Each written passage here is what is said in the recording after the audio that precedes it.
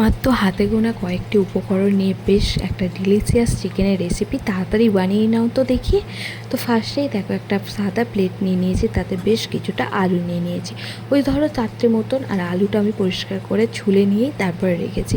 সব সময় তো আমি ছুলে তারপরে পেঁয়াজ কাটি বা রসুনের খোসা ছাড়াই, কিন্তু আজকের আর সেটা করিনি, আজকে সম্পূর্ণ পরিষ্কার পরিচ্ছন্ন করে এসেছি।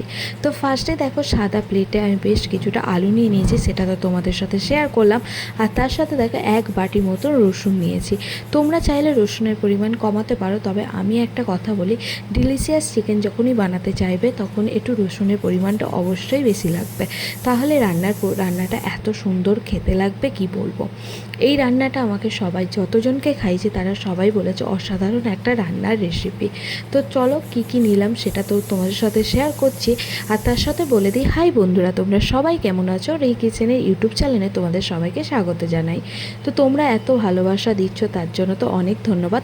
আশা করি তোমরা খুব ভালো আছো, আর তোমাদের ভালোবাসায় আমি অনেক ভালো আছি।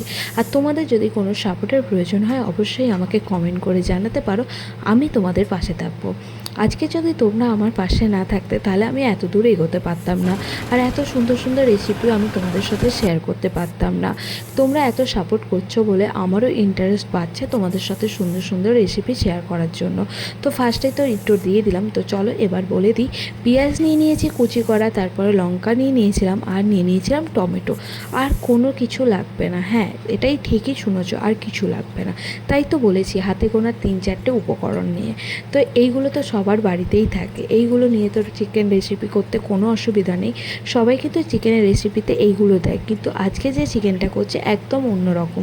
তোমরা দেখতে থাকো, অবশ্যই ভালো লাগবে।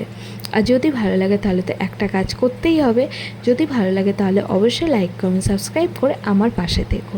আর তোমরা অবশ্যই কমেন্ট করে জানিও তোমরা কোথা থেকে ভিডিওগুলো দেখছো। আর তোমাদের যদি সাপোর্ট লাগে অবশ্যই কিন্তু কমেন্টে বলতে ভুলো না।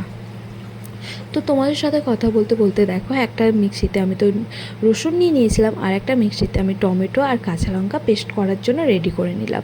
আর এইদিকে দেখো যেহেতু গোটা গোটা আলু নিয়েছিলাম তো আলুগুলোকে দুভাগ করে নিলাম।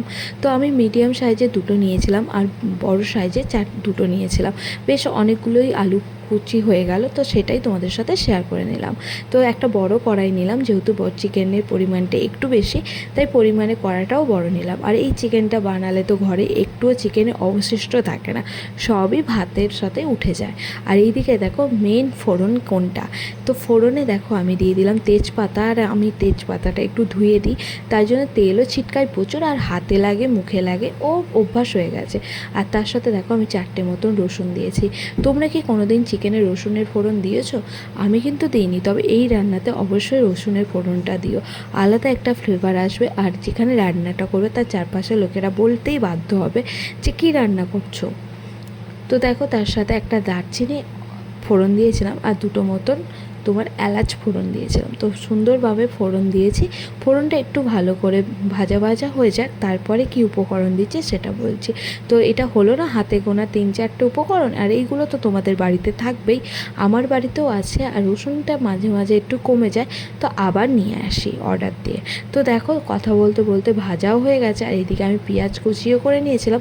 আর এখানে আমি পেঁয়াজের পরিমাণটা খুবই সীমিত দিয়েছি, ওই ধরো 2টো ছোটো সাইজের পেঁয়াজকে ভালো করে কুচি কুচি করে নিয়েছি। তোমরা কুচির পরিমাণ অল্পও দিতে পারো, আর তোমরা পেঁয়াজ পেস্টও দিতে পারো, তবে আমি বলবো পেঁয়াজ পেস্টের দরকার নেই, সামান্য কুচি করা পেঁয়াজ দিয়ে দিলেই একদম চিকেনটা সুন্দর রেসিপি তৈরি হয়ে যাবে। তো চিকেনের পেঁয়াজটা ততক্ষণ ভাজা ভাজা হোক, আমি একটা কাজ করে নিই, ওইদিকে একটা ফ্রাইং প্যান বসিয়ে দিই, তাতে আলুগুলো সুন্দর করে লাল লাল করে ভেজে নিই। তবে হ্যাঁ, লাল লাল করে ভাজছি বলে এটা ভেবো না যে আমি আলুতে শুকনো লঙ্কা গুঁড়ো দিচ্ছি, একদমই নয়। আমি হলুদ আর নুন দিয়ে সুন্দর করে ভেজে নেবো। তো দেখো ফ্রাইং প্যানে হলুদ আর নুন দিয়ে দিলাম, তার ওপরেই আমি আলুগুলো এক এক করে ছেড়ে দিলাম। আর এখানে আমি সমস্ত আলুগুলোই সুন্দর করে লাল লাল করে কড়া করে ভাজবো। এই রান্নায় কিছু কিছু টিপস তো থাকবে, আর তার সাথে বলে দিচ্ছি আলু যদি কড়া করে ভাজো তাহলে চিকেনের যে রেসিপিটা করবে তার মধ্যে আলুটা একটা অসাধারণ ফ্লেভার দেবে। এটা হলো একটা নতুন টিপস আমি তোমাদের সাথে শেয়ার করে দিলাম। আর এদিকে দেখো একটা প্লেটে আমি সুন্দর করে চিকেনগুলো পরিষ্কার করে ধুয়ে নিলাম। আমি একটু পরিষ্কার পরিচ্ছন্ন রান্না করতে পছন্দ করি, আর চিকেনও আমি একটু পরিষ্কার করে না ধুলে আমার ঠিক হয় না। যতই যে কেউ ধুয়ে দিক, কিন্তু আমাকে ঠিক আরেকবার পরিষ্কার করে ধুয়ে দিতে হবে। তো দেখো কথা বলতে বলতে তো চিকেন ধোয়া পরিষ্কার হয়ে গেল। আর এইদিকে দেখো আলুগুলো সুন্দর করে লাল লাল করে ভাজা হয়ে গেছে। তো একদিক যখন ভাজা হয়ে গেছে আমি খুন্তির সাহায্যে অন্য দিক উল্টে দিলাম, সেদিকটাও একটু লাল লাল করে ভেজে নিই। তো আলুগুলো লাল লাল করে সুন্দর করে যতক্ষণ ভাজছি ততক্ষণ চলো কিছু কথা তোমাদেরকে সাথে শেয়ার করি। আচ্ছা, তোমাদের কখনো হয়েছে তোমরা রান্না করছো, কেউ তোমাদেরকে বলেছে এই মা তুই রান্না করছিস, তুই রান্না করতে পারিস, এরকম কি কখনো তোমাদের বলেছে? আমাকে তো প্রায় বলতো, কিন্তু আজকে দেখো আজকের আমি তাদেরকে বলতে পেরেছি যে আমি রান্নাগুলো খুবই ভালো পারি। তো সেই রকমই তোমাদের সাথেও শেয়ার করে নিলাম কিছু কথা। তো দেখো এদিকে কথা বলতে বলতে পেঁয়াজগুলো সুন্দর করে হালকা ফ্রাই হয়ে গেছে, আর এদিকে দেখো হালকা লাল লাল হয়ে যাবে ঠিক ততক্ষণ। তো পেঁয়াজটা দেখলেই বোঝা যাচ্ছে পেঁয়াজটা অনেকটাই ভাজা হয়ে গেছে। আর অবশ্যই পেঁয়াজটা যখন ভাজবে তখন গ্যাসের ফ্লেমটা একদম লোতে দেবে, তাহলে পেঁয়াজটা খুব সুন্দরভাবে সেদ্ধ হয়ে যাবে। আর এইদিকে দেখো যে রসুনের পেস্টটা করেছিলাম, তোমাদের বললাম না একদম মিহি করে পেস্ট করে দেয়, তো দেখো একদম মিহি পেস্টে রসুনটা দিয়ে দিলাম। তো দিয়ে বেশ কিছুক্ষণ ধরে কষিয়ে নেবো যতক্ষণ না রসুনের কাঁচা গন্ধটা একদম উড়ে যাচ্ছে, উড়ে গিয়ে একটা সুন্দর সুস্বাদু একটা গন্ধে পরিণত হচ্ছে।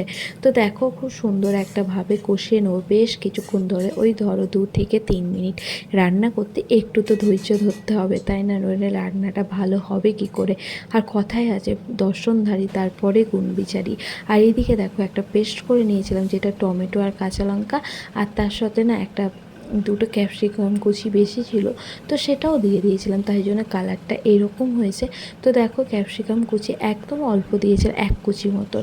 তোমরা চাইলে দিতে পারো, না চাইলে নাও দিতে পারো, এটাতে কোনো ব্যাপার নয়। কিন্তু অবশ্যই ফোড়নে রসুনটা দিও, ওটা একদম ভুললে চলবে না। তো দেখো এইদিকে আমি পেস্টটা দিয়ে দিয়েছিলাম, আর মিক্সিতে ভালো করে পেস্ট করে তো সেটাই ভালো করে কষিয়ে নিচ্ছি। তবে তোমরা কিন্তু ভুলো না যে কাঁচা লঙ্কা দিয়েছি, তাই পরিমাণে ঝালটা যখন দেবে তখন পরিমাণে অল্প দেবে, কারণ সবাই তো আর ঝাল খায় না। তোমরা যদি ঝাল খাও তাহলে তো অসুবিধা নেই, কিন্তু ঝাল যদি না খাও তাহলে তো ঝাল লাগবে, তাই পরিমাণে ঝালটা অল্প দেবে যখন শুকনো লঙ্কা গুঁড়ো দেবে। আর কখন শুকনো লঙ্কা গুঁড়ো দেবো সেটা তো তোমাদের সাথে আস্তে শেয়ার করছি। আর তার সাথে দেখো কথা বলতে বলতে তোমরা দেখেছো হয়তো আমি একটুখানি নুনও দিয়ে দিয়েছিলাম স্বাদ অনুসারে। তোমরা কিন্তু তোমাদের স্বাদ অনুসারে নুনটা দিও। যারা রিকিচেন দেখো তারা সবাই জানো রিকিচেনের নুনের পরিমাণটা খুবই অল্প খায়, তাই পরিমাণে অল্প দিয়েছি। কিন্তু তোমরা তো পরিমাণে অল্প খাও কি না আমি জানি না, তাই তোমরা তোমাদের পরিমাণ মতন দিও। আর এইদিকে দেখো একটা বাটিতে পেস্ট করে নিচ্ছি, সেটা হচ্ছে লঙ্কা গুঁড়ো আর হলুদ গুঁড়ো, আর কোনো মশলা না, না জিরে গুঁড়ো, না ধনে গুঁড়ো, না গোলমরিচ গুঁড়ো, কিচ্ছু লাগবে না। যেগুলো বাড়িতে থাকে একদম সোজা পদ্ধতিতে একটা সুন্দর ডিলিশিয়াস চিকেনের রেসিপি শেয়ার করার জন্যই তো রিকিচেন আছে, তাই না? তো দেখো রিকিচেনের দিয়ে দিচ্ছিলাম, সব কিছুই দিয়ে দিলাম, আর তোমাদের সাথেও শেয়ার করে নিলাম। তো পেস্টটা ভালো করে মিক্স করে দিয়ে দিলাম, বেশ সুন্দরভাবে কষিয়ে নিচ্ছে। আর কষিয়ে কী করে বুঝবে দেখো গায়ে কতটা তেল বেরিয়েছে, তেল যখনই বেরোবে তখনই চিকেনটা দিয়ে দেবে। আর চিকেনটা যখন ধুয়ে জল ঝরিয়ে রেখেছিলাম, তাই একদম দেখো সুন্দরভাবে জলটাও ঝরে গেছে শুকনো করে। তো এবার চিকেনটা দিয়ে বেশ কিছুক্ষণ কষাবে, ধরো 10 থেকে 15 মিনিট। অবশ্যই কিন্তু কষাতে ভুলো না, কারণ যত কষাবে তত চিকেনের সেদ্ধও হয়ে যাবে আর টেস্টও বাড়বে। আর সেদ্ধ হয়ে যাওয়ার পরে চিকেনটা একটা অসাধারণ ফ্লেভারে পরিণত হবে। তবে হ্যাঁ, এই রান্নাটা একটুখানি কিন্তু কষিয়ে রসিয়ে করতে হবে, নইলে কিন্তু এই রান্নাটা সেই রকম টেস্ট আসবে না যেরকম আমি বলছি। তোমরা যদি এরকমভাবে না করো, তোমাদেরকে বললাম 10 মিনিটের মতন অবশ্যই কষাবে। তো দেখো 10 মিনিট মতন কষানোর পরে ঠিক মশলাগুলো কড়াইয়ের গায়ে লেগে যাচ্ছে, তখনই বুঝবে রান্নাটা একদম পারফেক্টভাবে তৈরি হচ্ছে। আর কালারটা এসেছে দেখো একদম অসাধারণ। তবে আমি শুকনো লঙ্কা আর হলুদের পরিমাণে কমই দিয়েছিলাম, কারণ কি বলো তো সবসময় যে শুকনো লঙ্কা আর হলুদ বেশি দিতে হবে এমনটা নয়, কিন্তু ঝালের পরিমাণটা যেহেতু কাঁচা লঙ্কাটা বেশি দিয়েছিলাম তাই ঠিক হয়ে গেছে। আর এইদিকে দেখো ভালো করে কষানোর পরে আমি ভেজে রাখা আলুগুলোকে এক এক করে দিয়ে দিচ্ছি। তোমরাও কিন্তু ঠিক এইভাবেই রান্নাটা কমপ্লিট করবে। আর এইদিকে দেখো ভালো করে আলুগুলো দিয়ে দেওয়ার পর বেশ কিছুক্ষণ ধরে কষিয়ে নেবো, ওই ধরো 3 থেকে 4 মিনিট। আর এমনভাবে কষাবে যাতে আলুগুলো যেন না ভেঙে যায়। আর আলু যেহেতু 50% থেকে 60% পর্যন্ত সেদ্ধ হয়ে গেছে, আর চিকেনটা তো তোমরা দেখেই বুঝতে পারছো বেশ কিছুটা সেদ্ধ হয়ে গেছে। এবারে মিক্সির গ্রাইন্ডারে যে মশলাগুলো ছিল তো সেটা ভালো করে ধুয়ে সেই জলটা দিয়ে দিলাম, তার সাথে এক্সট্রা গরম জলও দিয়ে দিলাম। তোমরা কিন্তু অবশ্যই সেই রকমভাবে গরম জল করে দিও, অবশ্যই কালার আসবে আর দেখতে হবে অসাধারণ, কিন্তু ঠান্ডা জলটা দিও না, এই আর কি। আর তোমরা তো সবাই জানো বাঙালি মানে কিচ্ছু ফেলে না, তো মিক্সার গ্রাইন্ডারে তো একটু হলেও মশলা লেগে থাকে। তো সেই মশলার জলটাই প্রথমে ফার্স্টে দিলাম, তারপরে একদম সাদা জল দিয়ে দিলাম, দিয়ে এবার আমি ফোটাতে লাগবো যতক্ষণ না মাংসটা সেদ্ধ হবে। তো যতক্ষণ চিকেনটা সেদ্ধ হচ্ছে ততক্ষণ একটু চাও বানিয়ে নিলাম, চা আমি আর আমার দিদি খাবো। আর এইদিকে দেখো চিকেনটা একটা অসাধারণ সেদ্ধ হয়ে গেছে, দেখো আর দেখলেই বুঝতে পারে আলু চিকেন একদম অসাধারণ, একদম সেদ্ধ হয়ে গেছে, গালে দিলেই গলে যাবে এরকম সেদ্ধ হয়ে গেছে। আর এইদিকে ভাতও বসিয়ে দিয়েছিলাম, তো ভাতও হয়ে গেছে। তো আমার রান্নাগুলো তোমাদের কেমন লাগছে অবশ্যই কিন্তু কমেন্ট করে জানিও। তোমরা কি লক্ষ্য করেছো আমি কিন্তু আর কোনো মশলা অ্যাড করিনি। তো দেখো কি সুন্দর একটা দেখতে হয়েছে, আর তোমাদেরকেও দেখে দিচ্ছি চিকেনের লেগ পিসটা দেখো অসাধারণ। তো আমার রান্নাগুলো যদি ভালো লাগলে লাইক কমেন্ট সাবস্ক্রাইব করে পাশে থেকো, ধন্যবাদ।